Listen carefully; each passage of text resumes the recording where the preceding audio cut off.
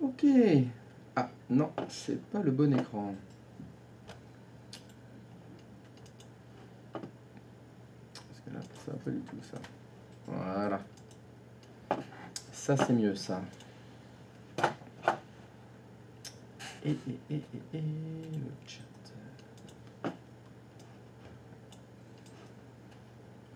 Ça, c'est le chat. Et ça, c'est le chrono. Le chrono et le chrono. On avance.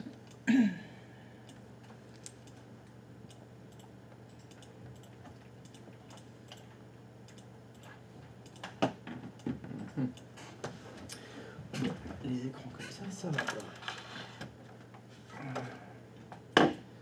Ça serait mieux comme ça. Alors, ça fonctionne, ça fonctionne, ça fonctionne. Est-ce que ça fonctionne? Oui.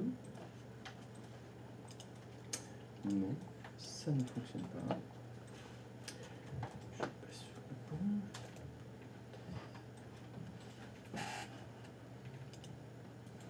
Non, ça ne fonctionne pas.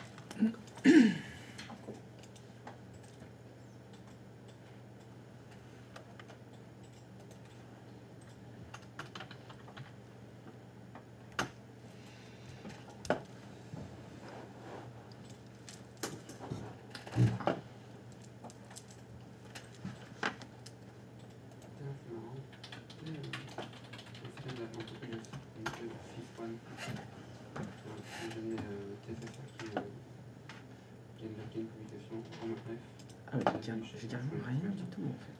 Il est devenu chef de projet informatique. Et je teste cette application d'entreprise depuis les cas d'application. William Gatfield, c'est un TSSR qui travaille chez l'entreprise, qui doit connaître ce mec-là. Donc on met un PF.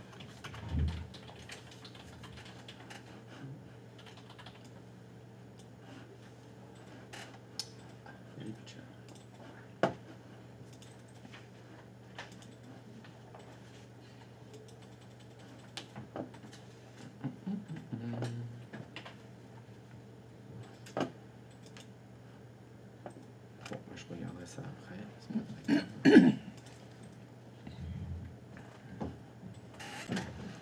Bon, alors, donc c'est bon, tout le monde voit bien mon écran? Ah oui, j'ai oublié de vérifier quelque chose aussi. Est-ce que je vois bien les vôtres? Alors, oui, je suis pas du bon côté. Ah oui, non, vous avez qu'un seul écran, c'est là. Excusez-moi, il faut que je remette les pieds sur terre. Alors, TI01, c'est bon. TI02, c'est bon. TI03, c'est bon. TI04, c'est bon. TI05. Ah, le 5, ça fonctionne pas. C'est qui le 5? C'est moi. C'est toi? Oui. Toi, tu vois bien mon écran? Oui. Le 6, c'est bon. Bon. Ah, qu'est-ce qui s'est passé chez toi? Ah bah non, c'était le temps que ça arrive. Ça a juste mis un petit peu de temps. Et ben c'est bon, c'est parfait. Alors, hop. Donc cette semaine, qu'est-ce qui est prévu? Il écrit quoi au planning? Active. Ah, on s'active cette semaine? Active. Très bien. Parfait. Donc si je ne m'abuse, normalement c'est Active Directory. Ouais. C'est ça. C'est ça qui est prévu. Parfait.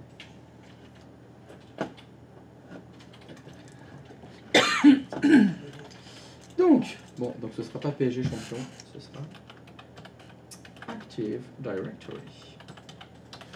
Alors, question. Est-ce que quelqu'un a déjà entendu parler d'Active Directory?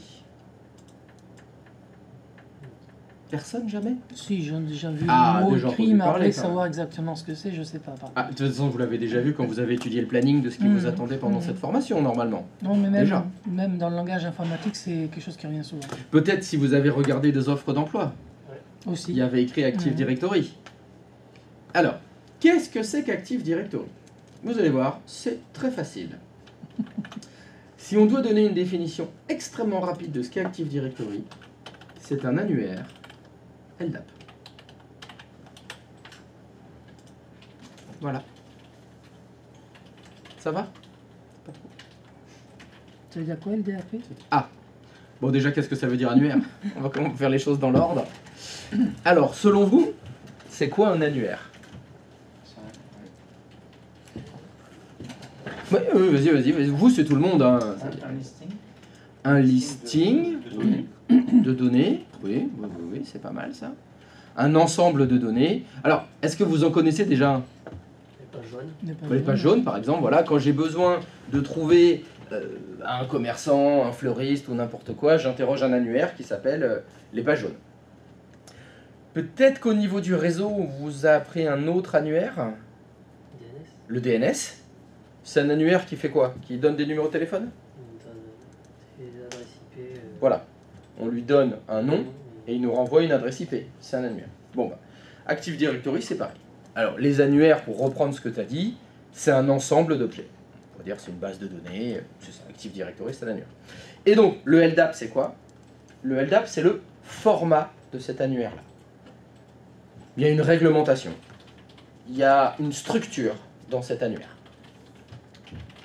Et ce format-là, c'est LDAP. Donc c'est un mot, c'est pareil, que vous entendrez, que vous verrez, que vous lirez. Hein, quand on parle d'Active Directory, quand on lit un message d'erreur, quand on est dans un environnement Active Directory, quand on doit dépanner de l'Active Directory, bah, le mot LDAP, il reviendra souvent. Alors LDAP, c'est pas un mot, hein, bien sûr, c'est un acronyme. Ça veut dire Light Web Directory Access Protocol. Pas besoin de le savoir. Pas besoin de savoir ce que veulent dire les lettres LDAP. C'est juste le format, c'est la structure de l'annuaire. On pourrait dire que Active Directory, c'est un annuaire LDAP. Mais pas que lui. Si il faut travailler un peu dans l'environnement Linux, il y a des trucs qui s'appellent OpenLDAP. C'est un concurrent d'Active Directory. Demain, vous vous dites, le LDAP, c'est pas mal. Active Directory, c'est chouette. J'aimerais bien créer mon annuaire LDAP. Vous pouvez le faire. Il y a des normes, il y a des white papers, ça s'appelle, qui vous donnent toute la structure de ce que doit être un annuaire LDAP. Le format qu'il doit avoir. Donc, définition numéro 1, c'est un annuaire. C'est ça, Active Directory. Et son format, c'est LDAP. Dans cet annuaire Active Directory, il y a plein d'objets, et il y a un élément extrêmement important dans Active Directory. Et cet élément, ça s'appelle, donc dans mon annuaire LDAP, je vais trouver ce qu'on appelle le domaine. Alors, je commence tout de suite avec les acronymes. À chaque fois que vous verrez AD, ça veut dire Active Directory. Donc très souvent, on utilise cet acronyme plutôt que de dire Active Directory. Donc là, il y a une notion, un objet très important dans les annuaires LDAP Active Directory, c'est le domaine Active Directory. Le mot domaine, vous l'avez déjà entendu? Oui. Dans quoi? Dans le DNS. D'ailleurs, ça veut dire quoi le D de DNS? Malheureusement, c'est le même mot. Donc malheureusement, pour vous, pour moi, pour tout le monde, eh bien quand on parle du réseau informatique, on parle d'un domaine, c'est pas assez précis comme mot, domaine. On parle d'un nom de domaine DNS ou est-ce qu'on parle d'un domaine Active Directory? Donc j'essaierai, et je vous demanderai de l'être aussi le plus précis possible, quand on va parler de domaine, il faudra dire le domaine Active Directory. Alors je vais vous donner une définition. Ne la notez pas, écoutez-moi juste. On va discuter de ce qu'est un domaine Active Directory et on va voir si vous comprenez bien.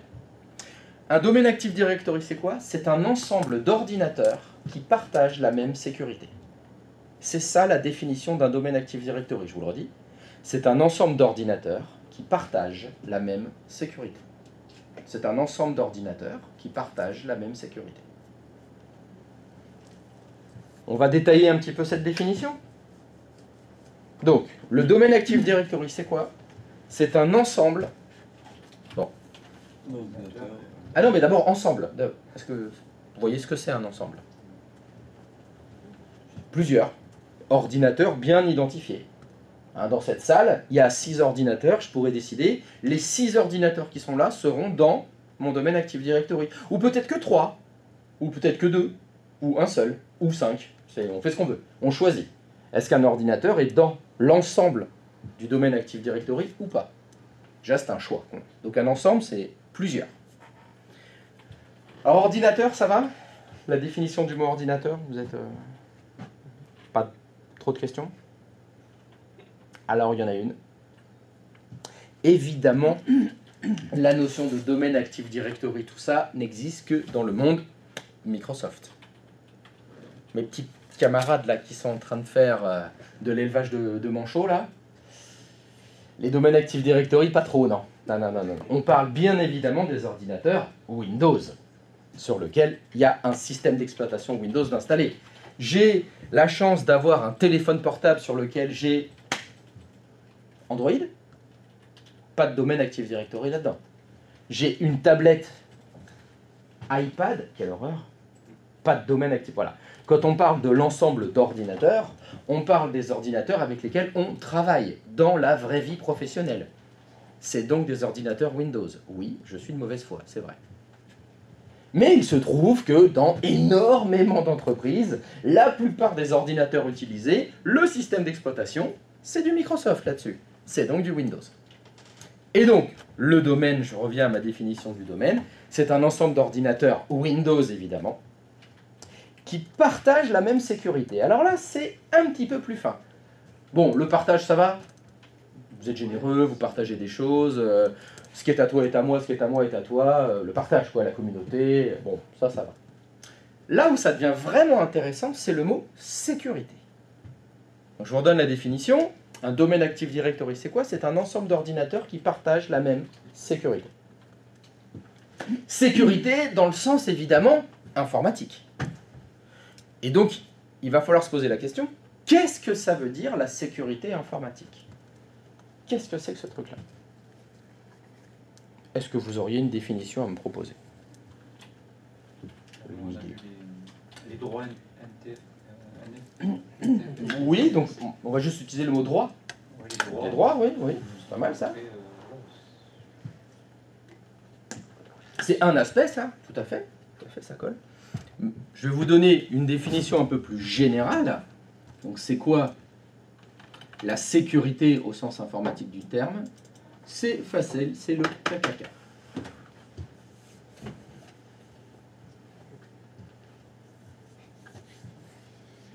C'est facile à se souvenir. La sécurité informatique, c'est le KKK. Ça peut être des points d'interprétation, ça. Bon, bah, je vais dire à quoi correspondent les lettres, alors, effectivement. Parce que là, je pense Pour éviter que ça porte à confuse, le KKK, c'est qui accède à quoi, comment. C'est ça le KKK. C'est ça la sécurité, en fait, quand on parle de sécurité informatique. Tu as parlé des permissions NTFS, mais comment ça s'articule tout ça? Quel est l'objectif de tout ça? Eh bien, c'est d'abord identifier qui. Il faut l'identité des gens. Tu parlais des permissions NTFS, oui, on donne des droits, mais on les donne à qui ces droits? À Pierre? À Paul? À Martine? Donc, il est nécessaire d'identifier les gens qui vont accéder à mes ressources. Ma sécurité ne peut fonctionner que si j'ai l'identité des utilisateurs. Que j'ai l'identité des salariés, l'identité des gens, hein, comme on les appelle, les gens.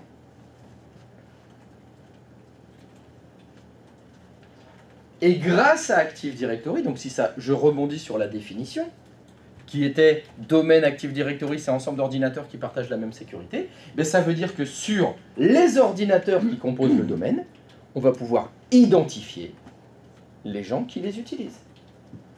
Il y a un moyen de centraliser la sécurité. On va identifier les utilisateurs.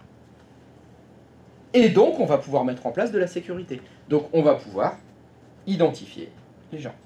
C'est ça le qui.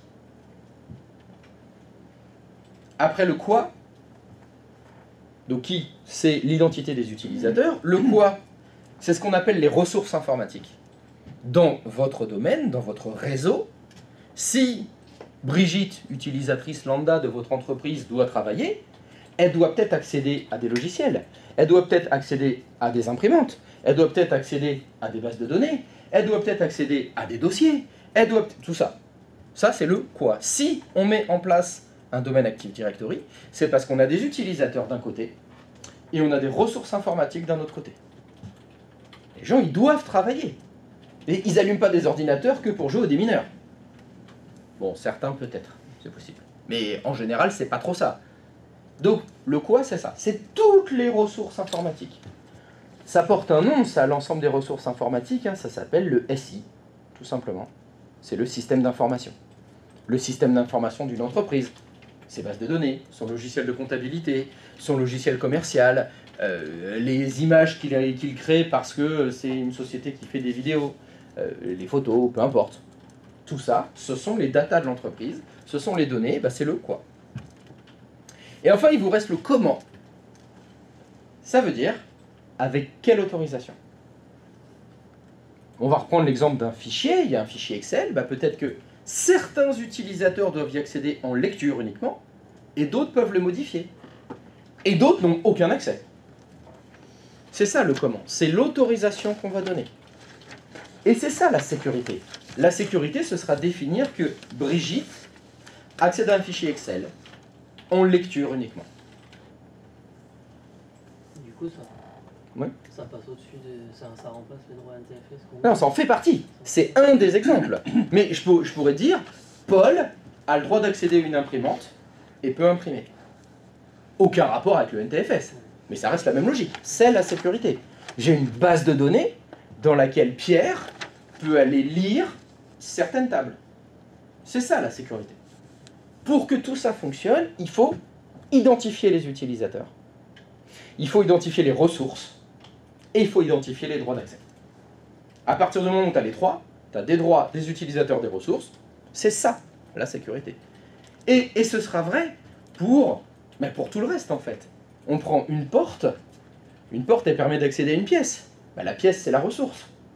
La porte, c'est la sécurité. Qui a la clé? Qui a la clé qui permet d'ouvrir la porte? J'ai bien identifié un être humain, et je lui ai donné la clé d'accès. La clé d'accès, c'est l'autorisation, et la porte, c'est la ressource. C'est ça, la sécurité dans les grandes lignes, quel que soit l'univers dans lequel vous travaillez, c'est identité, ressources, permission. Qui accède à quoi? Comment? Bon, si vous devez en parler au jury, vous dites pas le KKK. Vous dites pas ça. Ou alors vous dites, je suis vraiment très mauvais en orthographe et... Voilà, mais sinon, c'est pas ça qu'il faut dire. Heureusement que tout ça reste entre nous, hein.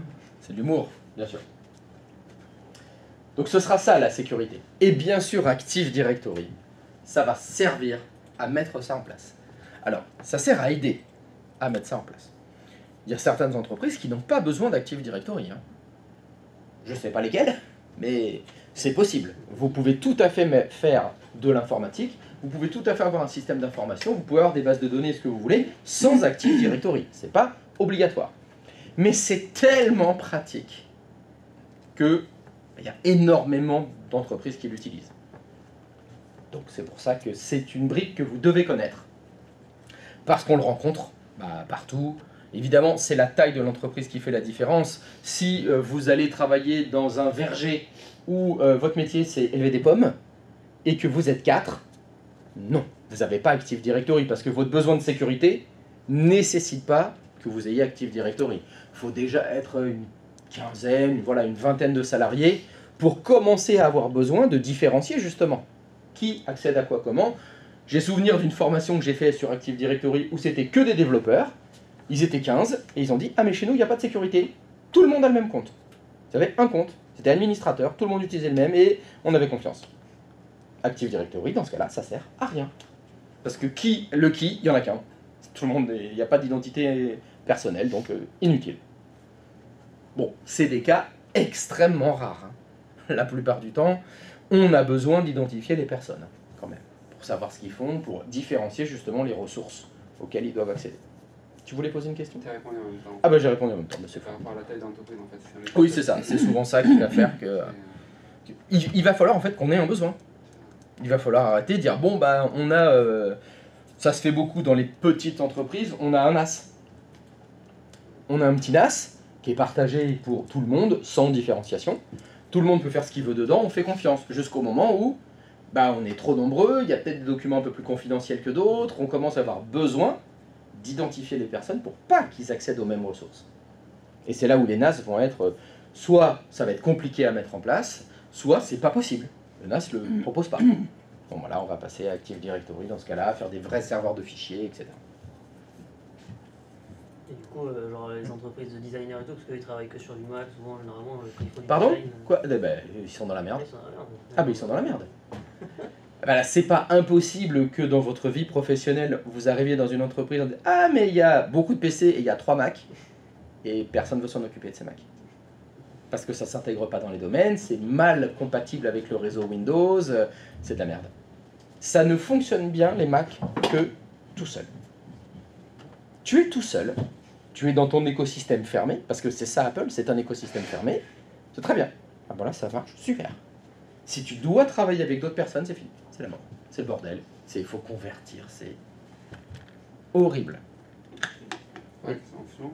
Mac, ça fonctionne bien entre eux, mais ça fonctionne pas bien avec les autres, c'est ça? C'est ça, C'est que quand c'est ça. 10 PC Windows, 3 PC Mac, les 3 PC Mac vont s'harmoniser entre eux, entre guillemets, mais avec Windows, ça va être la guéguerre. Et c'est pas la guéguerre, c'est Non, que mais- c'est pas fait pour travailler ensemble. Ok. Voilà, c'est Mac, c'est Apple, de toute façon, c'est pas fait pour travailler, Apple. Apple, c'est fait pour se la péter. C'est tout.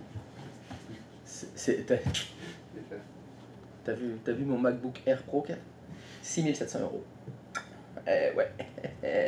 Là-dessus, je peux lancer Photoshop. Comme sur ton PC à 1000 balles. En fait, c'est pareil. J'ai un pote, moi, il est designer justement. Mhm. Je lui ai dit, mais pourquoi tu travailles sur Mac? Enfin, tu payes le prix, mais en fait, il me disait que lui, en fait, le rendu qu'il a sur son ordinateur, la couleur et tout, quand ça ressort ensuite imprimé ou quoi, en fait, c'est beaucoup plus réaliste que s'il était sur un autre PC. C'est faux. Entièrement faux. Il faut qu'il achète le même écran. C'est tout. C'est parce qu'il va regarder. Ah ouais, c'est quoi? Ah, t'as un vieil écran VGA. Ah ouais, sur ton PC à 200 balles. Ah, c'est dégueulasse la couleur. Et il va prendre son écran Retina à Mac, il a payé 6000 balles. Il va faire, ah ouais, mais moi, le rendu, il est bien. Oui, parce qu'ils sont bien calibrés, mais tu les payes 6000 €. Encore heureux. Son image, s'il la met par exemple sur une télé, ça va être dégueulasse. C'est l'écran en fait qui fait la différence. Mais c'est normal. Tu l'as payé 6000 balles. Encore heureux que tu aies un écran 8K calibré. Parce que le problème, c'est le calibrage des écrans. Tu prends un écran de PC de qualité, tu le calibres correctement, tu as le même résultat. Ça t'a coûté 2 fois moins cher. C'est juste parce que les utilisateurs de Mac, 1, ils y connaissent que dalle, 2, ils veulent pas se faire chier. C'est tout.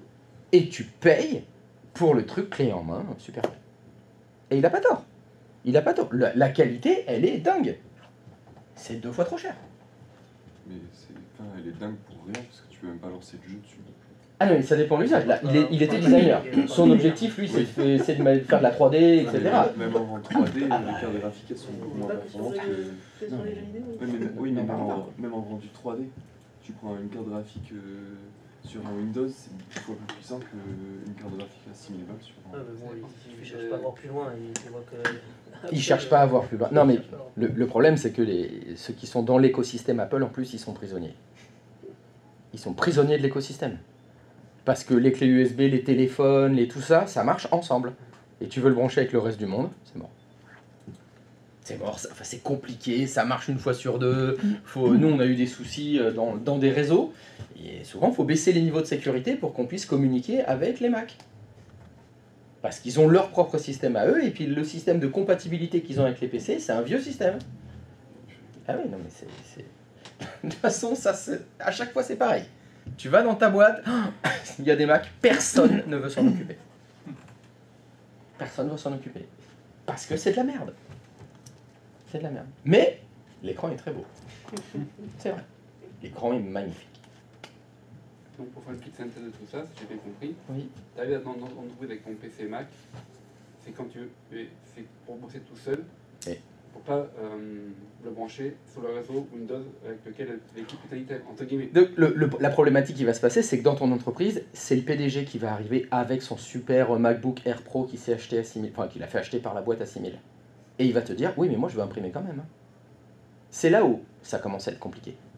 C'est-à-dire que tu vas être obligé de bricoler, chercher, trouver des solutions pour qu'il puisse quand même imprimer avec son Mac de merde, qui n'est pas fait pour travailler dans les réseaux d'entreprise. Oui, parce qu'en plus, tu veux le mettre. Et c'est le PDG qui te dit ça. Tu peux pas lui dire « Non, mais on est sérieux là, on va acheter une vraie machine là. Ah, mais vous voulez pas bosser ?» Non, tu peux pas dire ça. T'es obligé. Celui qui te dit ça, c'est le directeur de la pédiatrie, de l'hôpital des enfants. Et tu lui dis rien, lui. Tu dis oui monsieur, oui docteur, enfin oui professeur, pardon. C'est le général 3 étoiles qui te dit ça. Hein. Tu dis oui, oui général, oui mon général, on s'en occupe. C'est ça le problème, parce que si c'était nous, si c'était les techniciens qui choisissaient, mais il n'y avait aucun Mac dans aucune entreprise. C'est merde, ça dégage. Il n'y en aurait aucun. Je prends l'exemple de mon petit frère qui a un PC Mac, Oui. qui travaille dans une entreprise. Ça commence mal déjà, un PC Mac. Il a C'est pas possible. un défaut de langage. Il a un Mac, donc il a un Mac, Apple. Et donc quand il va travailler en tant que dans son entreprise, j'essaie de le voir en fait comment il fait, parce que je suppose que là où il travaille il n'y a que du Windows, et quand il veut brancher son Mac, j'imagine qu'il a dû en kikiner, presque pour Ah, oui, ça c'est tout à fait possible. Parce qu'il dit moi je jure que par ça, parce que c'est pour sécurité et tout ça. Et Connerie, complètement faux. N'importe quoi, faux. j'ai pas dit qu'il. C'est mon petit frère.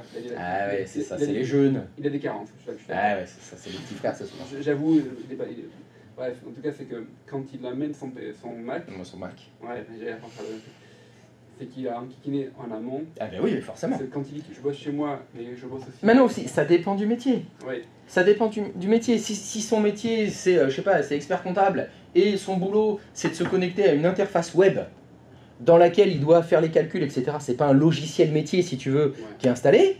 Là, il n'y a aucun problème, parce que ça se passe sur Internet. Donc ça, il n'y a aucun souci. Mais si par contre, son métier, c'est d'échanger des fichiers avec des autres, avoir des bases de données communes, des choses comme ça, c'est très compliqué. C'est-à-dire qu'en amont, ouais, le service informatique, Ils ont dû faire quelque chose. Oui. Voilà, s'ils travaillent toujours sur Mac, ça veut dire que soit le service informatique a fait quelque chose, soit c'est pas un problème qu'il ait un Mac. Ou alors, peut-être qu'il y a une bêtise, il a peut-être créé une VM Windows sur son Mac. Eh bien ça, combien de fois je le vois? Super, on fait un double démarrage et on a Windows sur un Mac. Super. Alors, C'est complètement débile. Mais pourquoi ils font ça? Parce que justement, le macOS, bah, c'est compliqué de le faire fonctionner dans un réseau avec que des Windows. Donc on joue la simplicité, hop, on installe Windows sur le Mac. Super. donc quelque part, c'est une alternative qui est, Oui. qui est faisable. Qui est faisable, mais alors, dans ce cas-là, pourquoi t'as un Mac? Alors, je retrouve son Telegram qui m'a sorti, mais après, ça vaut ce que ça vaut pour la sécurité. Mais elle a explosé sa sécurité, Mais vu c'est qu'il plus démarre un Mac. Windows. Bah ouais. C'est fini. Il a donc aucune sécurité. Cet argument n'est pas Je recevable. ne fais que citer ce qu'il dit, après, je. Voilà, mais donc, je pourrais cette voir- situation, c'est la solution la plus souvent retrouvée. D'accord. C'est qu'on fait un double démarrage et puis on démarre Windows, on installe Windows sur le Mac. Super. Mais t'as un très bel écran. Voilà. Bon, c'était pas le sujet. Non, mais en fait, ça permet de comprendre comment ça fonctionnait dans différents environnements qu'on va rencontrer, quoi. Mac, bon, on a Mais normalement, Mac, ce sera à la marge. Mac, Linux, vous allez très peu le rencontrer. Vous allez surtout rencontrer du Windows. Parce que c'est le système d'exploitation le plus répandu. C'est celui qu'il y a partout. Que ce soit chez les particuliers ou dans les entreprises, il y a quelques branches un petit peu spécifiques, mais sinon l'essentiel, c'est du Windows. Donc en fait, il faut d'abord maîtriser Windows, bien comprendre comment tout fonctionne avec Windows, et la spécialisation, ce sera plus tard. Quelqu'un doit s'en occuper. Hein. Quand je te dis, dans les services informatiques, on grince des dents, pardon. On graisse des dents aussi, peut-être. Il y a quand même quelqu'un qui doit le faire. On doit se prendre la tête et dire, ah putain, ça saoule avec son Mac, là. Allez, on y va, qu'est-ce qu'il y a? On doit le faire quand même. Donc on peut y arriver, mais c'est pas pratique. Donc, revenons à mon domaine Active Directory, je vous redonne la définition. Donc c'est un ensemble d'ordinateurs qui partagent la même sécurité. C'est ça le domaine Active Directory. Et donc, l'idée, ça va être de créer des domaines Active Directory. Donc c'est bien évidemment quelque chose qu'on va faire. Et donc, je vais vous faire un petit dessin. Et je vais vous représenter le domaine. Ça se représente comme ça. Si vous voyez des schémas dans lesquels vous voyez un grand triangle avec des ordinateurs dedans, c'est comme ça qu'on dit le domaine Active Directory.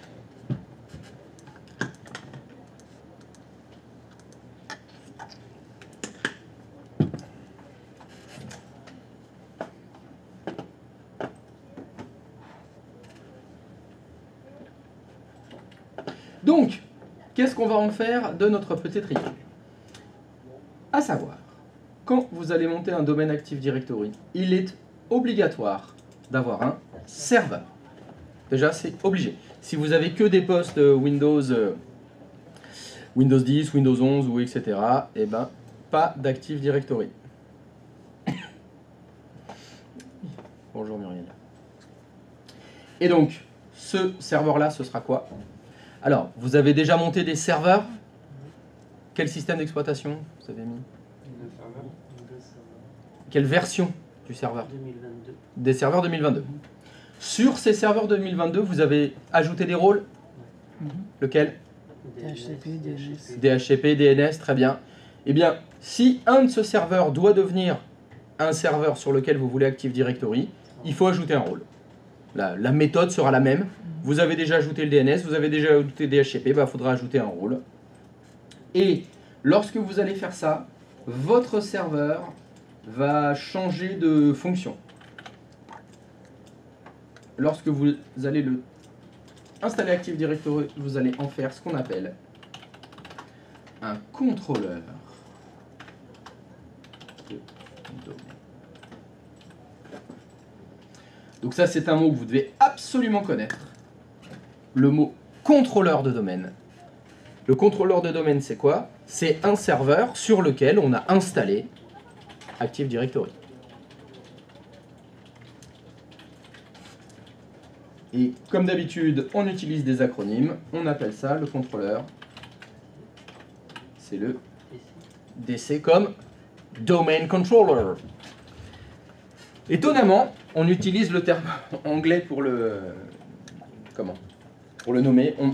Enfin, j'ai jamais entendu parler du CD.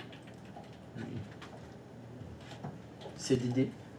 Le contrôleur de domaine, j'ai jamais vu. Par contre, le DC, le Domain Controller, on en parle souvent.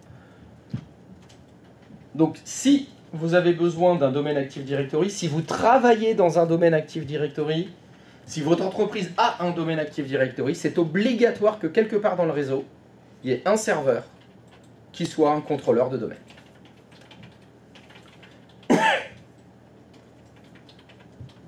Donc c'est quoi un contrôleur de domaine? C'est un serveur 2022 par exemple, sur lequel on a installé le rôle Active Directory, domaine, contrôle.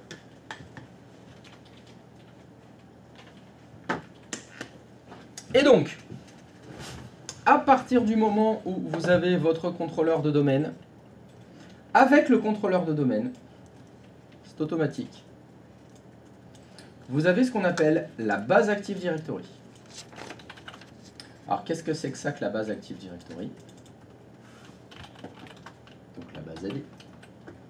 Ben, c'est une base de données dans laquelle on va retrouver les keys.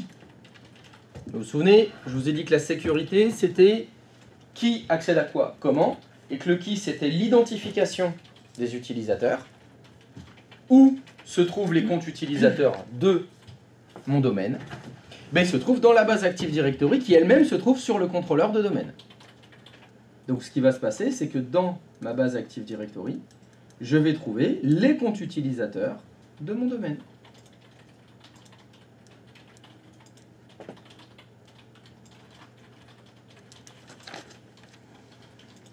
Donc si j'ai des utilisateurs, ben, je vais les créer dans ma base Active Directory. Allez. Je vais créer Pierre. Je vais créer Paul. Allez, j'en crée un troisième. On est fou. Jacques, évidemment. Voilà, donc l'idée, ça va être dans le contrôleur de domaine, dans la base Active Directory, vous allez créer ce qu'on appelle les comptes utilisateurs du domaine. Ce sont des comptes utilisateurs qui sont créés dans la base Active Directory. C'est ça le mode de fonctionnement. Je vais identifier mes utilisateurs du domaine en les créant dans la base Active Directory.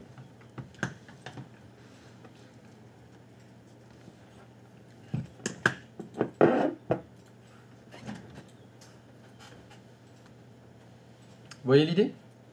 Et donc, une fois que vous avez votre contrôleur de domaine, une fois que vous avez des comptes utilisateurs dans votre domaine, Monsieur, on verra comment installer tout ça. Pour l'instant, je vous explique la théorie.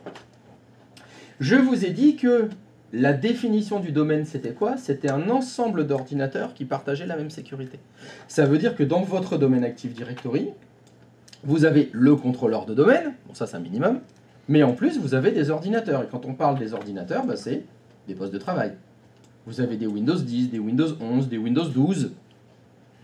Et, donc ça c'est une notion extrêmement importante, un ordinateur Windows n'est que dans deux états. Soit il est dans un domaine, soit il n'est pas dans un domaine. Alors ça porte un nom. Le triangle, je vous ai dit que ça représentait le domaine Active Directory. Bon bah si vous n'êtes pas dans un domaine Active Directory, vous êtes dans quoi? Est-ce que quelqu'un le sait? Ça s'appelle un workgroup. En français, c'est un groupe de travail. Groupe de travail. Donc ça, c'est très important. Les ordinateurs Windows, évidemment, on parle toujours des ordinateurs Windows, soit ils sont dans un groupe de travail, soit ils sont dans un domaine, Active Directory. C'est l'un ou l'autre. C'est pour ça que ça s'appelle l'ordinateur, qu'on va dans les propriétés système et on peut voir un groupe, Ou domaine. un groupe de travail. Alors effectivement, c'est un truc que vous pouvez vérifier de suite. Vous savez comment est-ce qu'on va dans les propriétés du système? Voilà, tout à fait. Vous faites sysdm.cpl et dans le sysdm.cpl et vous cliquez sur le modifier. Vous allez voir que dans la boîte de dialogue où vous pouvez spécifier le nom de votre PC, vous êtes soit membre d'un domaine Active Directory, soit vous êtes membre d'un groupe de travail. C'est-à-dire que là, nous, on n'est pas membre. Alors, je ne sais pas. Si vous faites sysdm.cpl, vous êtes dans quoi? Un domaine ou un groupe de travail? Groupe de travail. Donc, ça veut dire que l'ordinateur sur lequel tu travailles n'est pas dans un domaine Active Directory. Il ne va donc pas partager sa sécurité avec un domaine, il n'y aura pas de contrôleur de domaine, etc. Si les ordinateurs sur lesquels vous travaillez ne sont pas dans des domaines Active Directory, c'est que vous n'en avez pas besoin. C'est qu'il n'y a pas de nécessité d'avoir identifié les utilisateurs qui travaillent, parce qu'on n'a pas un besoin de sécurité important.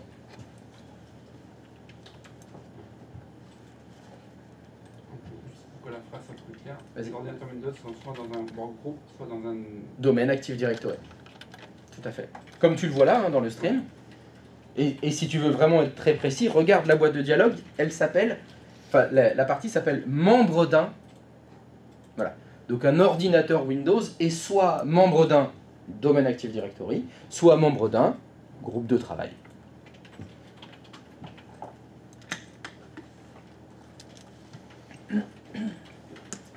Ça, c'est ce qu'on appelle l'appartenance. Soit l'ordinateur il est membre d'un domaine, soit membre d'un workgroup. Qui dit domaine dit contrôleur de domaine. Donc si vos ordinateurs ne sont pas dans un domaine Active Directory, ça doit être parce que vous n'en avez pas besoin, ou bien parce qu'il n'y a pas de contrôleur de domaine, donc vous ne pouvez pas vous intégrer dans un domaine. C'est impossible. Peut-être que le contrôleur de domaine n'est pas joignable non plus. Peut-être que ce contrôleur de domaine, il est en panne, peut-être... Bon voilà, il y a raisons diverses et variées. Donc des fois, on est dans un workgroup. C'est le cas par exemple de tous vos PC à la maison. Tous les PC des particuliers sont dans des groupes de travail. Forcément. Je crois que rares sont ceux parmi vous qui ont des serveurs chez eux. Non, si, parce que... Si, on en a. Ah bon, ça reste rare quand même. Oui, mais c'est le serveur que vous a donné Benoît. Enfin, peu importe. Ça reste rare. C'est dans votre entourage, dans votre expérience, qui a un serveur chez soi. Et c'est pas pour autant que c'est un contrôleur de domaine d'ailleurs. Ça peut être un serveur qui sert à partager des dossiers comme ça pour tout le monde sans avoir besoin de sécurité. Donc c'est pas forcément un contrôleur de domaine. Non, il faut vraiment en avoir l'utilité, hein, monter un contrôleur de domaine.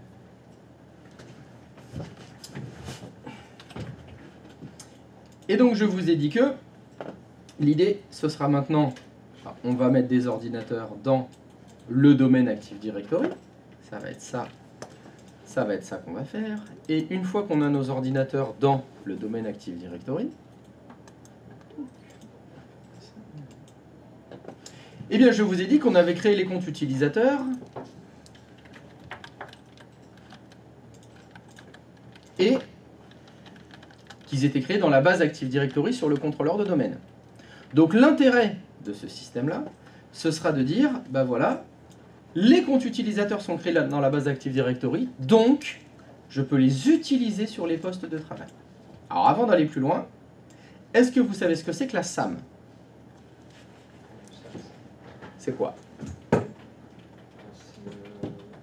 le gestionnaire en fait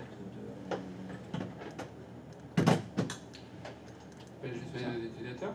Ouais, c'est ça. Oui, mais qui se trouve où? Gestion de l'ordinateur. Effectivement, c'est ce qu'on appelle la base des comptes locale.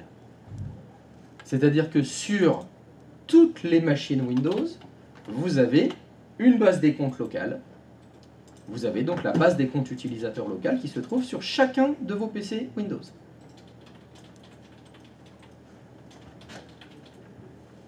Quelqu'un sait ce que ça veut dire, les 3 lettres SAM, SN? Bon, normalement, vous devriez répondre, c'est celui qui ne boit pas. C'est le capitaine de soirée en général, SAM. SAM. Mais là, plutôt en informatique. Sécurité Access Management. Presque, Account Manager. Security Account Manager, c'est base des comptes utilisateurs locales.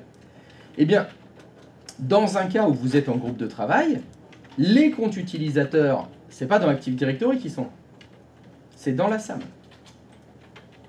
Et quand vous ouvrez la session sur un ordinateur qui est en workgroup, eh bien, on utilise les comptes utilisateurs qui sont dans la base des comptes locale.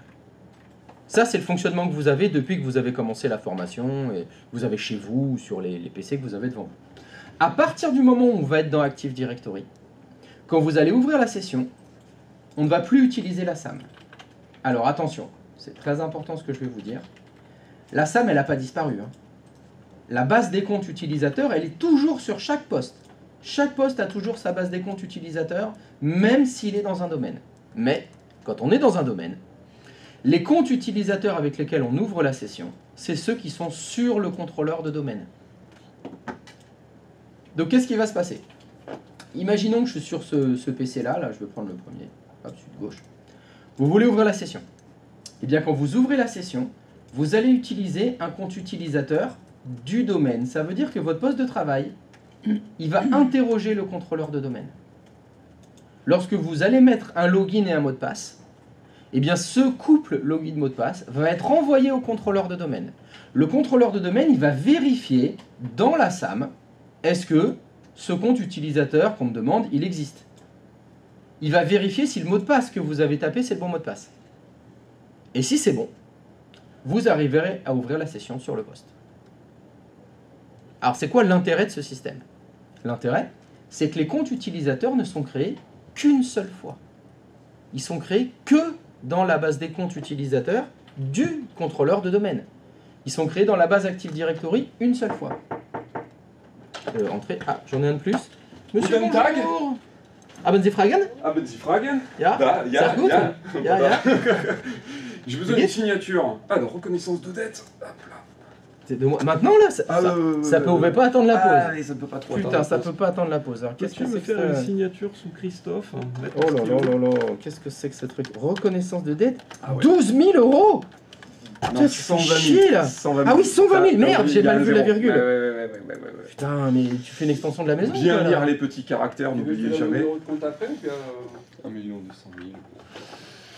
hein? Je peux te donner mon numéro de compte après pour que ça aille dans ma poche. Comme ça. Ah, Bah, mais tu je vois, vais moi, ça y est, j'ai recevoir signé, sur le j'ai signé, mien. hein, Je vais c'est bon, recevoir là. sur le mien Voilà. déjà et après je dispatch. Ah ouais, ça suffit là. Merci, Herr Bono. Ah, ça coûte. Guten Tag. Arbeit. Arbeit. On sait dire 3 mots, mais on les dit. Bon courage, les TI. Plus que 3, hein. On sait aussi dire ich liebe dich, mais je te dirai pas. Oui, c'est vrai, le plus important. C'est clair.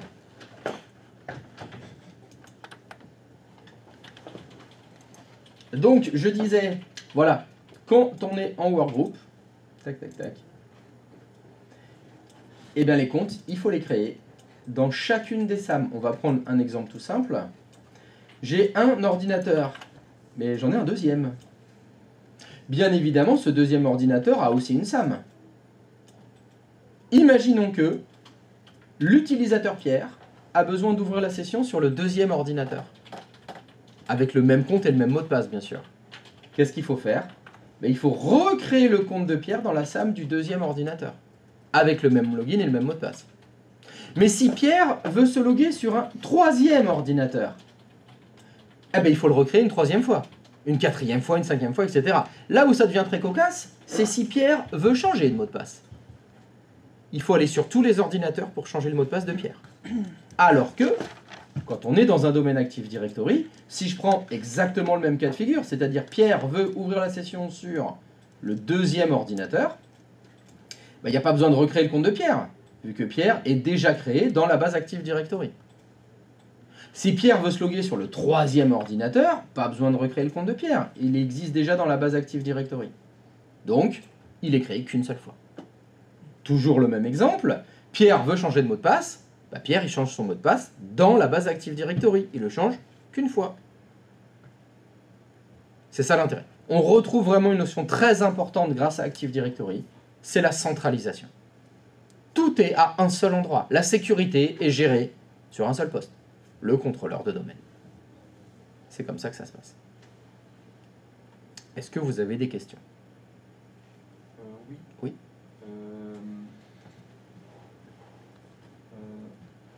La SAM, en fait, qu'est-ce qu'elle devient dans... Elle est toujours là. Elle est toujours là. Elle est toujours là. C'est tout à fait imaginable d'avoir dit Mais si on j'ai créé des comptes Pierre-Paul-Jacques dans Active Directory et dans la SAM, on va se mettre sur ce poste-là, voilà, dans la SAM locale, je crée un compte Luc. Bah, sur cet ordinateur, je vais pouvoir ouvrir la session, me connecter de deux façons différentes. Soit en utilisant le compte Pierre qui est dans la base Active Directory, soit en utilisant le compte Luc qui est dans la SAM locale.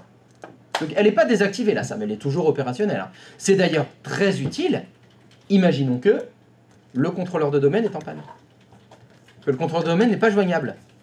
On a un souci réseau, peu importe la raison. Bah, si on n'avait que Active Directory, on pourrait plus se loguer sur les machines. Donc on a toujours la possibilité de se loguer localement sur les machines. Ça reste une roue de secours. Même si c'est pas conseillé de l'utiliser, parce que si c'est pour se loguer localement, il n'y a pas besoin d'être dans un domaine dans ce cas-là. Il faut rester en workgroup. Hein. Mais elle est toujours là. La SAM, elle est opérationnelle, elle est vivante, et on peut s'en servir si on veut. Je te cache pas qu'on s'en sert en général en cas de secours. Donc finalement, quand on lance un Windows, on arrive normalement sur l'écran de connexion. Oui. Et c'est à partir de là que on va choisir. C'est là où tu pourras choisir soit te loguer localement, soit te loguer dans le domaine. Tu auras les deux solutions. Mais dans une entreprise, je suppose que ça se fait automatiquement vers le domaine. Oui. En tout cas, par défaut, oui. C'est tout le temps ça. Par défaut, les ordinateurs qui sont dans le domaine cherchent à ouvrir la session dans le domaine. Si tu veux le loguer localement, il faut faire un truc. Hein. Oui, évidemment. Sinon, si c'était le contraire, ce serait pas très pratique pour les utilisateurs. Christophe? Oui. Tu peux répéter l'idée, c'est que l'Active Directory permet de centraliser au niveau des utilisateurs en fait. Oui. Ça centralise les comptes utilisateurs, si tu veux. Je préfère. Ce qui te permet, si je rebondis sur la définition de ma sécurité, la sécurité c'est qui accède à quoi comment, le qui n'est qu'à un seul endroit. Tout est dans la base Active Directory sur le contrôleur de domaine. C'est ça l'intérêt. Ça te centralise tous tes comptes utilisateurs.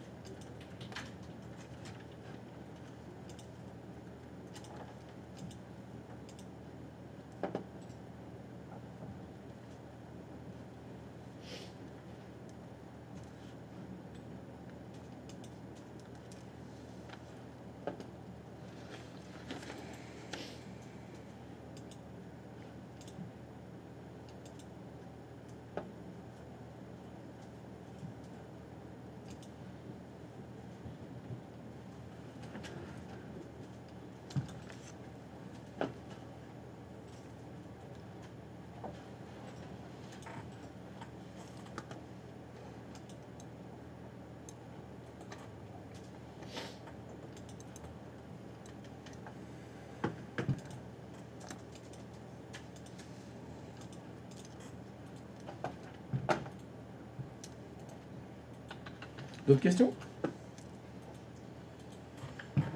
Moi, par exemple, dans mon ancienne entreprise, c'était en grande distribution, quoi, on avait accès à des ordinateurs pour faire les commandes. On utilisait, donc quand on allait sur un ordinateur, j'utilisais le compte de mon responsable. Je pouvais y accéder, j'utilisais le compte de mon responsable sur n'importe quel PC. Ça veut dire qu'on a utilisé un domaine Active Directory. Ah bah il y avait des chances. Parce qu'après, des fois, quand on voulait utiliser un ordinateur juste avec un compte sur l'ordinateur, on avait par exemple une étiquette sur l'autocollant. Par exemple là, chaque ordinateur a un marqué TAI01, TAI02, et on entrait TAI01 avec un mot de passe commun à tout le monde. Et là j'ai accédé, ça veut dire que ça c'était dans un compte local, ou peut-être un compte Là je Active peux pas te Directory, dire. mais Je peux pas te dire. Les deux sont possibles. Les deux sont possibles. pour le... C'est pas assez précis ce que tu me donnes comme information. Ouais, j'en ai pas plus. Parce qu'on pourrait tout à fait imaginer que tu étais dans ce cas-là. Tu vois, dans la SAM de chaque PC, il y avait un compte qui s'appelait TAI01. Bah, je pense que c'était ça. Mais on pourrait être exactement dans l'autre cas de figure. Dans la base Active Directory, il y a aussi un compte TAI01. Avec juste ce que tu me dis, je peux pas savoir. Oui, mais avec s'il était dans la base Active Directory, avec TAI01, je pouvais me connecter n'importe où. Ah oui. Voilà, mais là je pouvais pas. Avec TAI01, je peux me connecter que sur tel poste. D'accord. Ah, là c'est plutôt... Alors, même si on peut sécuriser les postes, et on peut sécuriser Active Directory pour dire que TAI01 peut se loguer que sur ce poste-là. On peut faire ça aussi. Donc, c'est... Mais de ce que tu dis, oui, c'est... Mais maintenant, alors question, tu parlais du poste de ton responsable, du compte de ton responsable. Est-ce que sur le poste où il y avait TAI01, tu pouvais te loguer avec le compte du responsable? Eh ben, c'est dans un domaine AD. Tu étais dans un domaine Active Directory, mais c'était peut-être ça. Pierre, c'est un compte du domaine, c'était le compte de ton responsable. Et dans la SAM locale, il y avait TAI01. Oula. Voilà. Ça, c'est possible.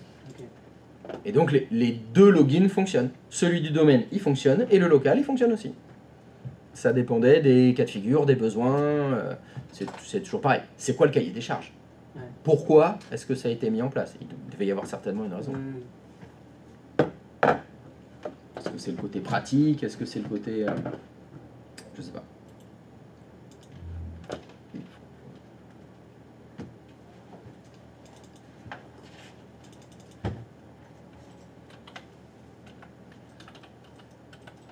D'autres questions? Ça va? Bon. Alors je vais vous expliquer maintenant un petit quelque chose, ça picote un petit peu. Mais bon, on est lundi matin, ça va, vous êtes un peu... Vous êtes encore réveillés? Oui? Tente-le, hein. Un peu? Tente-le, hein. Je tente? Allez, je tente.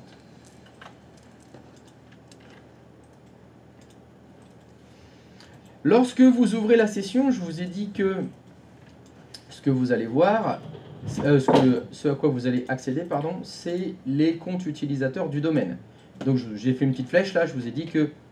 Attends, je vais enlever le TAI qui est là. Je vous ai dit que quand vous vous authentifiez, le poste de travail interrogeait le contrôleur de domaine.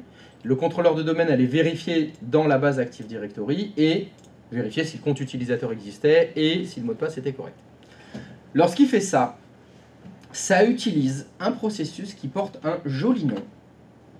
Le processus en question s'appelle Kerberos.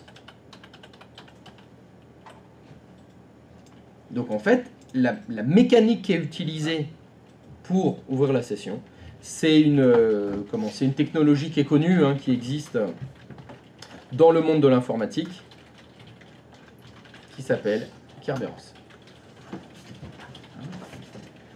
C'est bon, ça.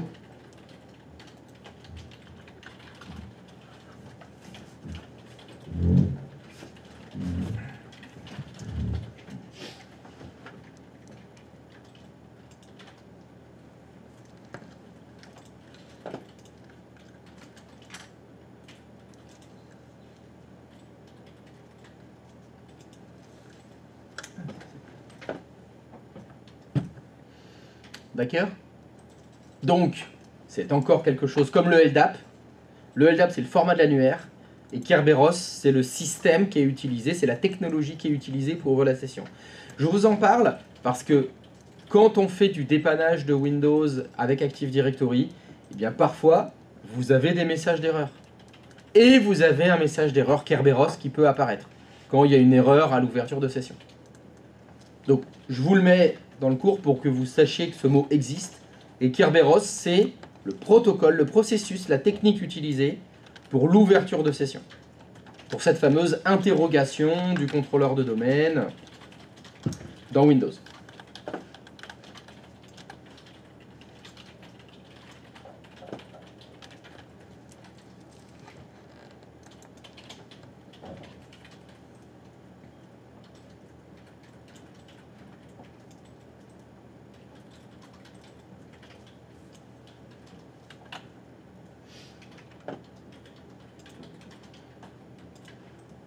Autre information importante, quand vous faites ça, quand vous ouvrez la session, je vous ai dit que le contrôleur de domaine, il validait l'ouverture de session.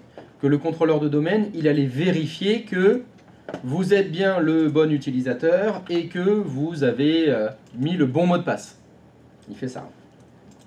Eh bien, quand vous faites ça, il y a quelque chose qui est créé, qui porte un nom. Hop, je vais le mettre là. C'est ce qu'on appelle le jeton Kerberos. Et qu'est-ce que c'est que ce jeton Kerberos? C'est un jeton qui contient, je vais le mettre entre parenthèses, qui contient les ACL de votre utilisateur. Alors, est-ce que vous savez ce que veut dire ACL? Ça, c'est les autorisations sur... C'est ça. Les 3 lettres, vous savez ce que ça veut dire ACL? Access control. Layer. Perdu, liste. Liste. Presque. Access control list. Ce sont les droits de l'utilisateur. Ce sont ses permissions. C'est ce à quoi il a le droit d'accéder. Bah, c'est dans le jeton Kerberos. Donc je vous refais le mécanisme. Quand vous êtes sur un poste de travail, vous rentrez un login et un mot de passe. Ce login et ce mot de passe sont envoyés au contrôleur de domaine. Le contrôleur de domaine, il vérifie que l'utilisateur que vous avez, le compte utilisateur que vous avez tapé, c'est le bon compte utilisateur. Il vérifie que le mot de passe que vous avez tapé, c'est le bon mot de passe. Et si tout ça c'est bon, le contrôleur de domaine valide l'ouverture de session et vous envoie, en même temps qu'il valide l'ouverture de session, ce qu'on appelle un jeton Kerberos. Et le jeton Kerberos, ce sera les ACL de votre utilisateur. C'est-à-dire ses droits d'accès. Ce à quoi il a le droit de se connecter.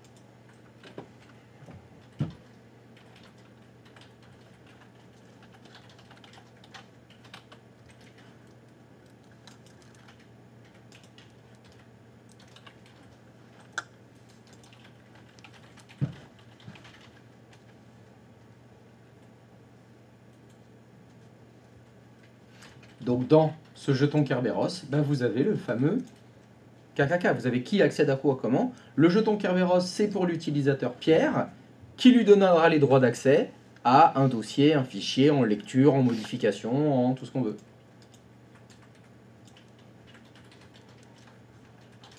Qu'est-ce qu'il faut, mon Dieu ?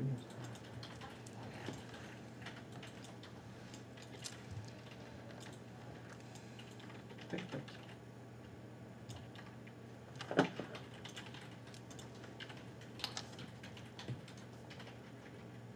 C'est good?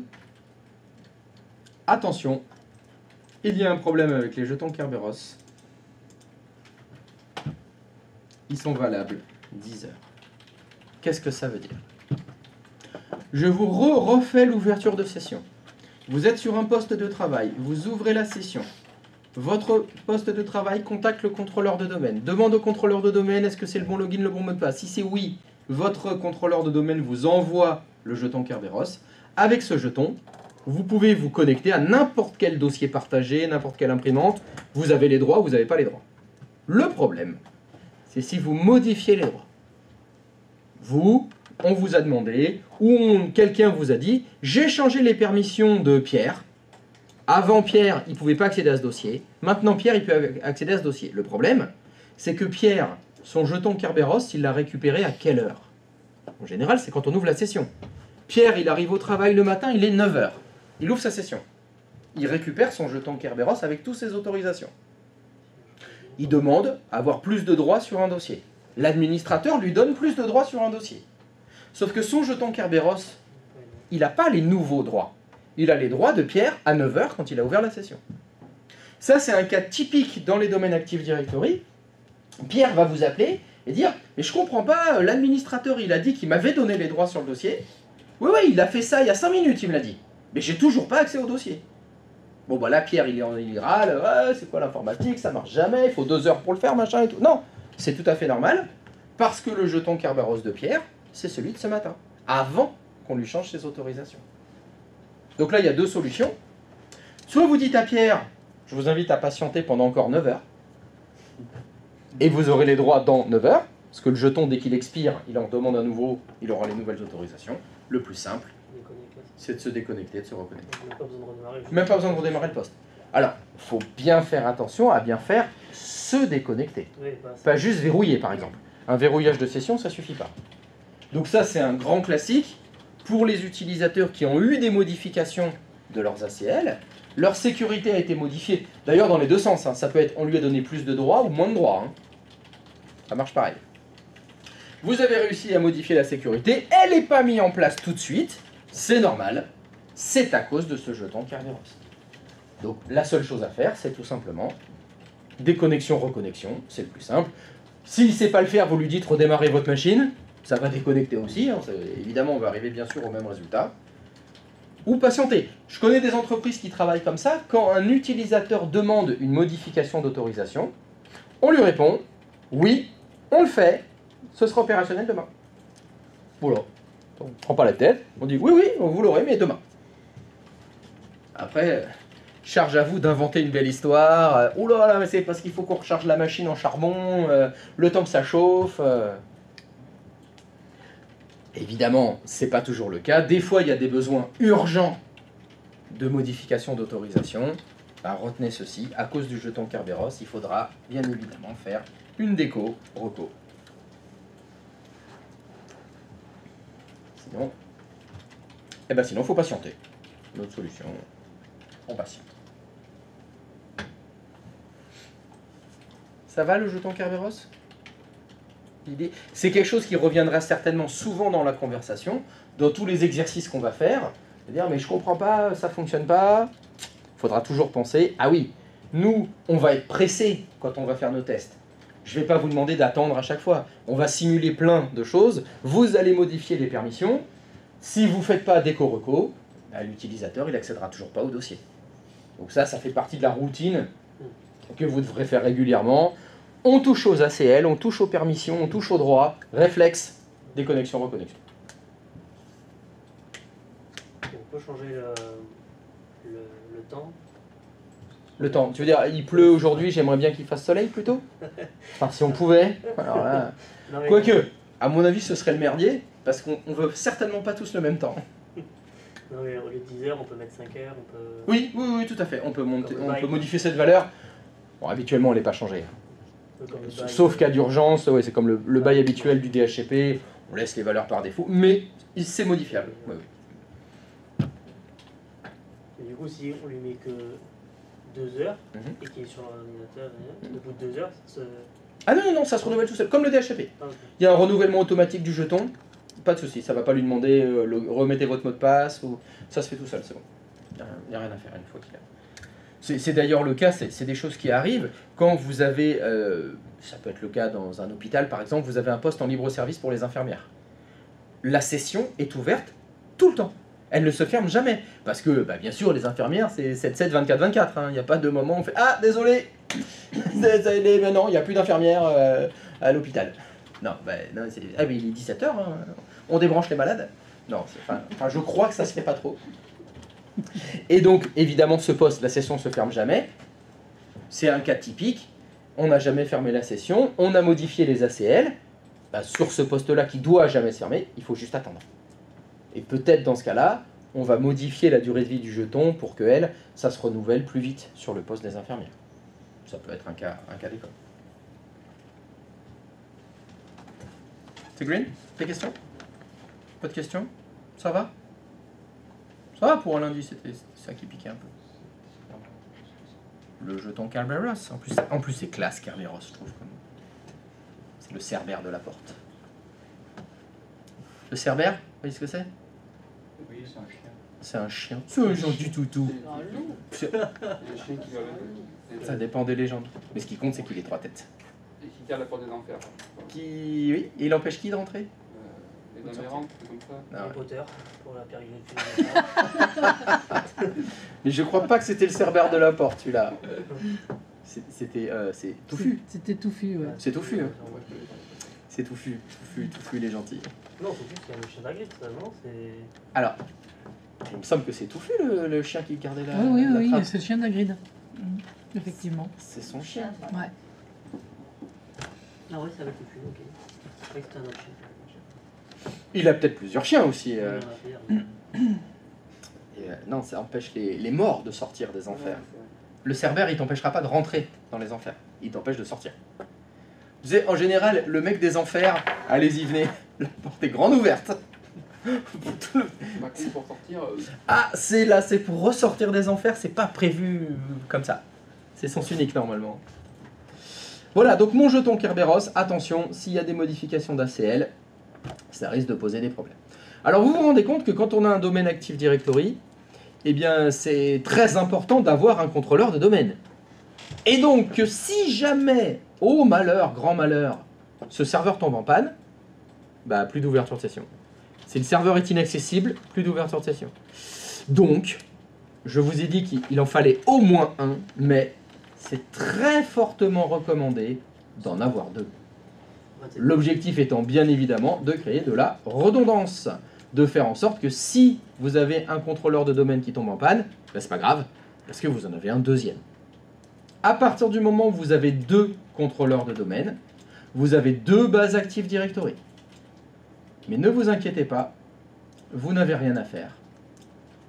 Quand vous avez 2 contrôleurs de domaine, les 2 bases Active Directory sont synchronisées entre elles automatiquement. Ça veut dire que, tout simplement, si sur mon contrôleur de domaine, alors je vais dire celui de gauche, je vais créer un compte utilisateur qui s'appelle Luc, c'est toutes les 15 minutes que ça se fait la réplication. Dans 15 minutes, le compte utilisateur Luc, il est de l'autre côté. Quand vous créez votre deuxième contrôleur de domaine, les comptes utilisateurs qui étaient sur le premier se retrouvent sur le deuxième automatiquement. Vous n'avez rien à faire. Donc en fait, quand vous avez plusieurs contrôleurs de domaine, les bases Active Directory sont les mêmes sur tous les contrôleurs de domaine. Et donc si on a plusieurs contrôleurs de domaine, en cas de défaillance d'un contrôleur de domaine, les postes de travail ils peuvent interroger le deuxième contrôleur de domaine sans aucun problème, sans que vous ayez rien à faire. Ça se fait tout seul. Donc quand on monte un Active Directory, au minimum, il vous faut un contrôleur de domaine. C'est très fortement recommandé d'en avoir 2. Pour, d'abord, la redondance. Ça évite, en cas de perte d'un contrôleur de domaine, de perdre tout son annuaire. Et comme c'est quelque chose qui centralise la sécurité, Active Directory, c'est quand même plutôt important. Donc c'est plutôt recommandé d'en avoir. Au moins 2. Donc c'est pas impossible, et je l'espère fortement que dans les entreprises dans lesquelles vous allez travailler, vous allez entendre parler des contrôleurs de domaine. J'espère bien que dans l'entreprise où vous allez travailler, ils ne vont pas vous dire bah, on a le contrôleur de domaine et puis c'est tout, on n'en a qu'un seul. Si c'est le cas, vous vous serrez les fesses, hein, parce qu'il ne faut pas qu'il tombe en panne celui-là. Donc j'espère que ce sera les contrôleurs de domaine. Alors c'est minimum 1, recommandé 2, mais vous pouvez en avoir 3, 4, 5, 6. Pourquoi ? Parce que des fois on a 10 contrôleurs de domaine. Alors c'est pour la répartition de charges. Il y a des entreprises qui ont souvent des horaires fixes. Par exemple, l'entreprise, elle ouvre à 9h. Donc, la plupart des salariés arrivent à 9h et ouvrent la session en même temps. Si des salariés, vous en avez 5000, à 9h, vous avez 5000 ouvertures de session qui arrivent sur le contrôleur de domaine. Vous en avez 5000 jetons Kerberos à envoyer. Ça peut charger, en fait, le serveur. Donc, vous avez des entreprises qui vont vous mettre 10 contrôleurs de domaine. Comme ça, à 9h, la charge, elle est répartie sur les 10. Parce qu'en fait, les clients, ils interrogent tous les contrôleurs de domaine en même temps. Il n'y a pas de préférence d'un contrôleur par rapport à l'autre. Donc l'explication de pourquoi il y a 6 contrôleurs de domaine, c'est souvent parce que on a beaucoup de requêtes en même temps. Parce qu'on on ouvre à 9h, on ferme à midi, on rouvre à 14h, on ferme à 18h. Donc tout le monde se log en même temps. Et on veut faire en sorte que ça rame pas trop, que le contrôleur de domaine n'ait pas un pic trop gros de charge quand c'est la grosse activité à 9h et à 14h. Donc ça c'est des choses qui se font beaucoup. Premièrement, 2 contrôleurs de domaine pour la redondance, plus c'est pour la performance. C'est pour éviter la lenteur de l'ouverture de session. C'est les deux explications de pourquoi il y a 3, 4, 10 contrôleurs de domaine.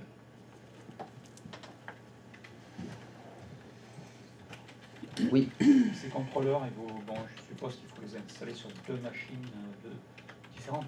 Oui, bien sûr, c'est 2 machines différentes. Tout à fait. Ah bah oui, ça reste d'abord 2 serveurs différents. Donc oui, c'est 2 machines différentes.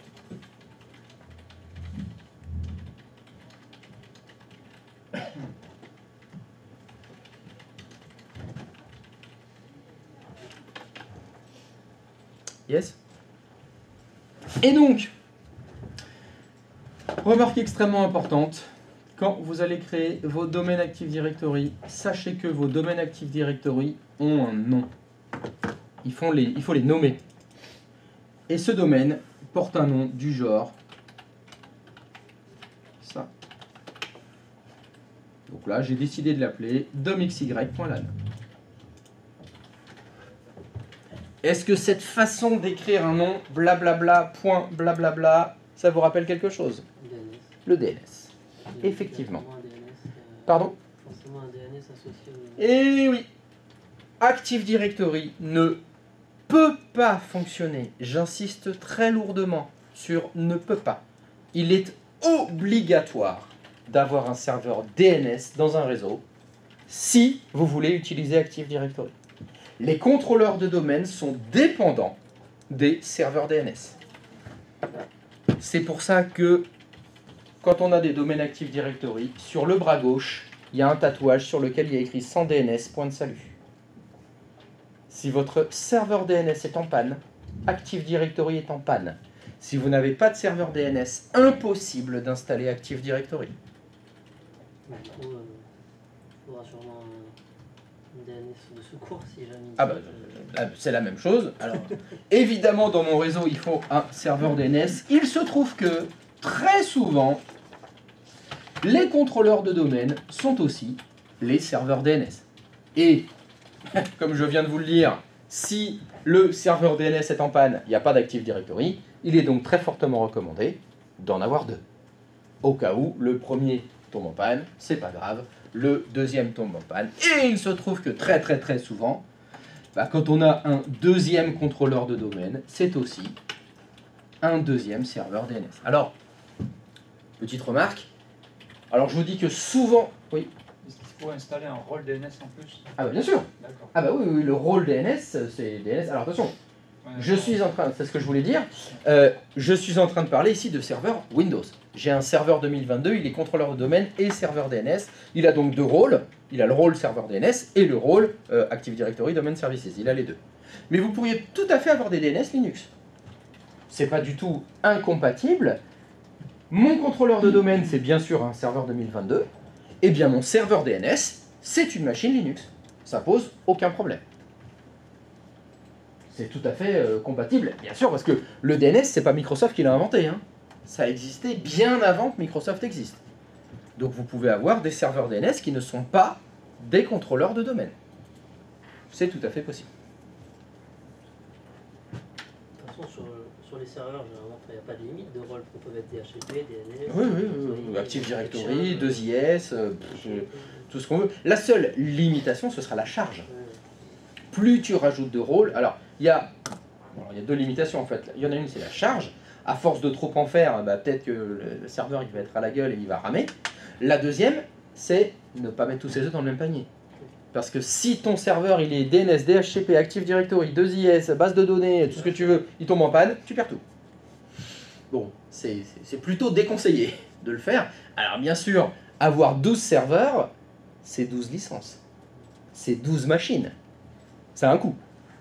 Ça a forcément un coût. Donc toutes les entreprises n'ont pas des fonds illimités qui leur permettent d'avoir comme ça, Monsieur Sécurité, Monsieur Best Practice, le RSSI, il dit toujours, un rôle, un serveur.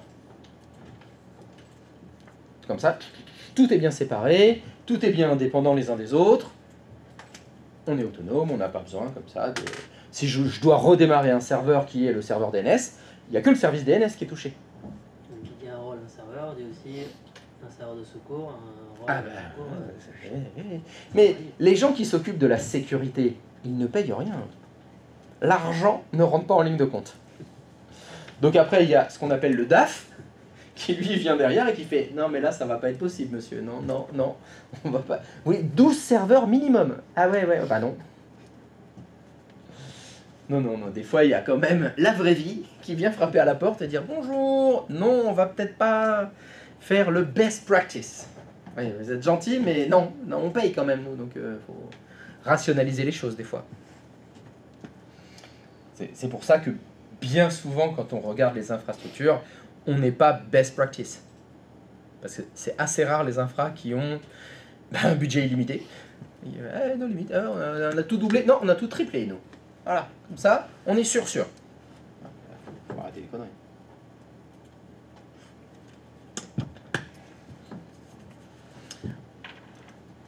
Donc, à partir du moment où on va monter une infrastructure comme ça, il faudra faire attention parce qu'il y a donc 2 noms de domaine.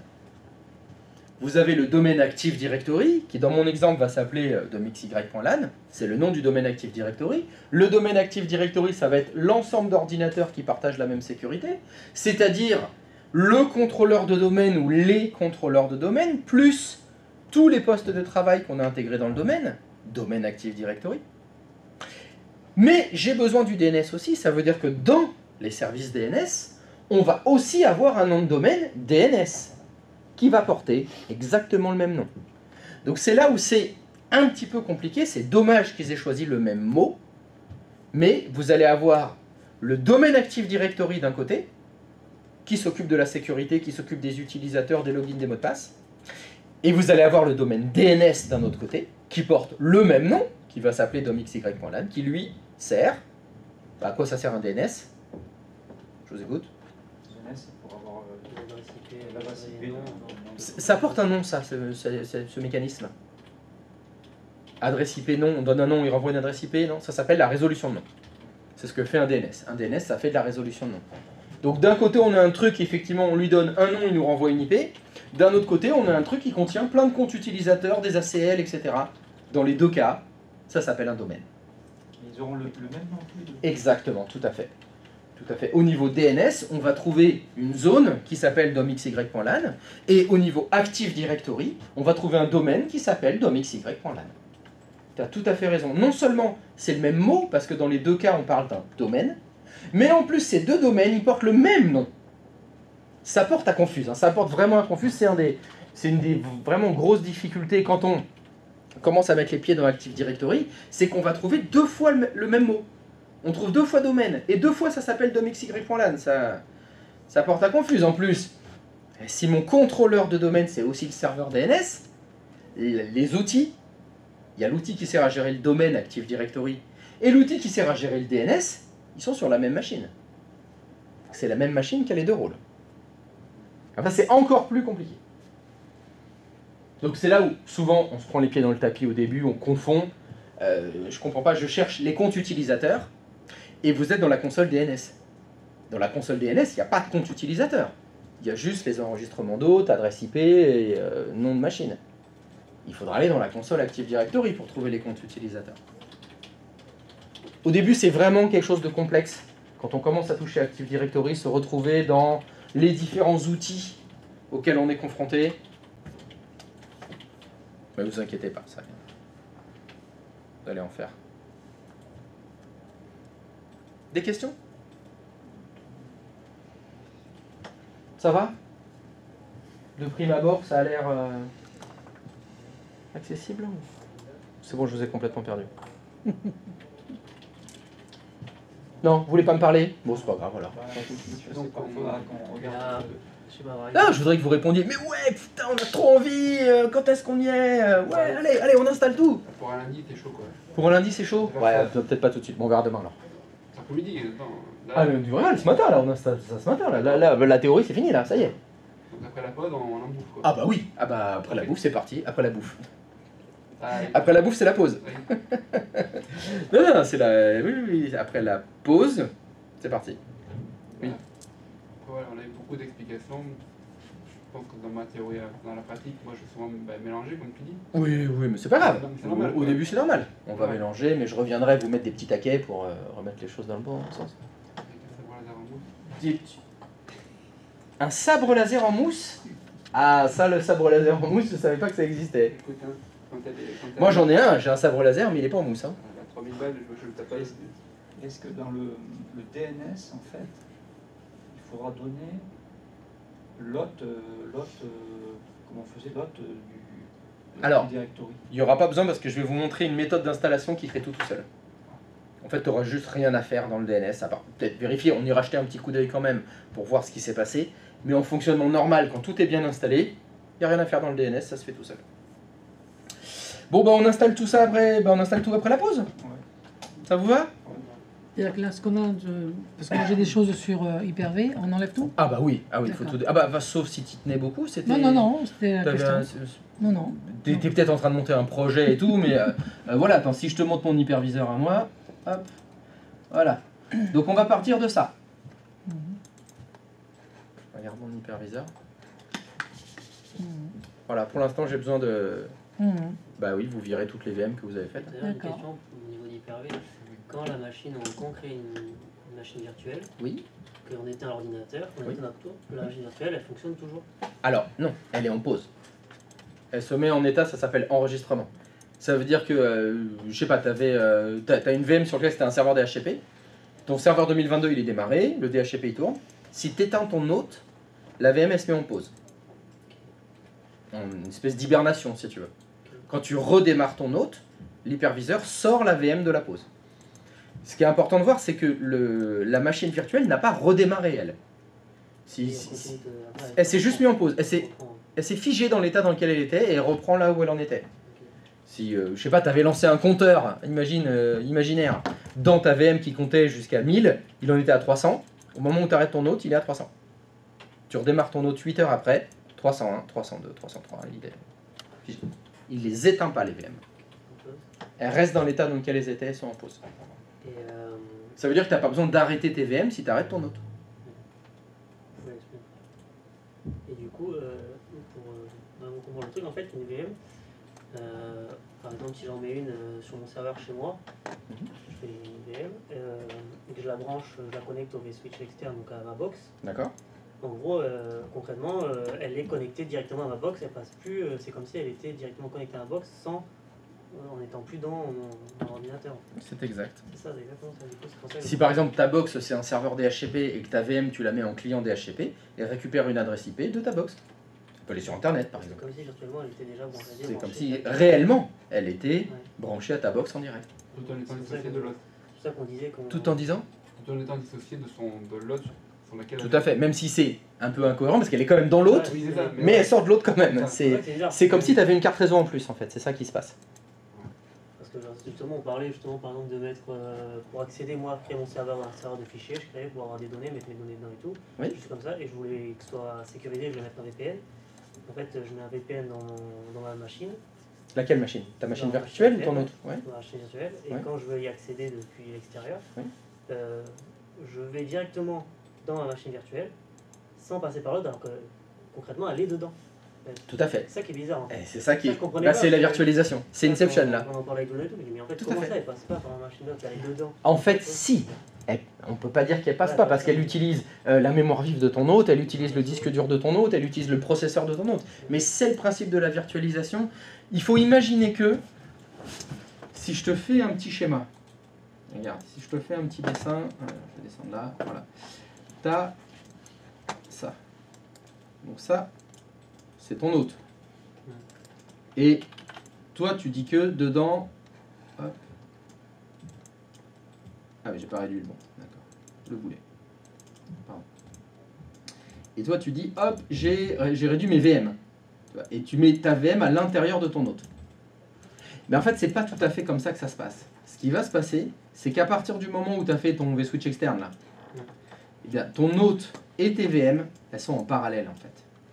Il faut que tu les vois comme si elles étaient les unes à côté des autres. Et elles vont traverser, en fait, la couche de l'hyperviseur. Et en fait, tu as un... qu'est-ce que je pourrais utiliser comme... Voilà. Tu as ton Hyper-V, il est là. Voilà. Tu as Hyper-V qui est là. Et là, tu as l'hôte et tes VM. Tu vois ce que je veux dire? Ça se passe comme ça, en fait. Et tes VM et ton hôte passent par l'hyperviseur, en fait. C'est pour ça que elles sont liées un peu l'une à l'autre. Mais voilà, il faut que tu vois l'hôte comme si c'était une VM. Oula. Eh ben. C'est arrivé, boulet. Voilà, hop, hop, hop. Voilà, tac. Et vraiment, ce qui est en bas, ce qui est commun à tout le monde, c'est l'hyperviseur. Et c'est pour ça que quand tu crées ton vSwitch externe, s'il est partagé avec l'autre, tu as une carte réseau en plus. Sur ton hôte. Ton hôte, il a une carte réseau en plus. Donc il se comporte comme une VM en fait.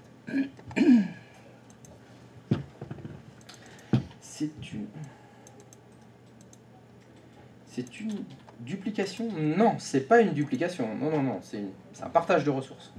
C'est pas de la duplication. Bon café? Café, thé, chocolat et tout et tout? Café. Allez, c'est la pause. À toutes!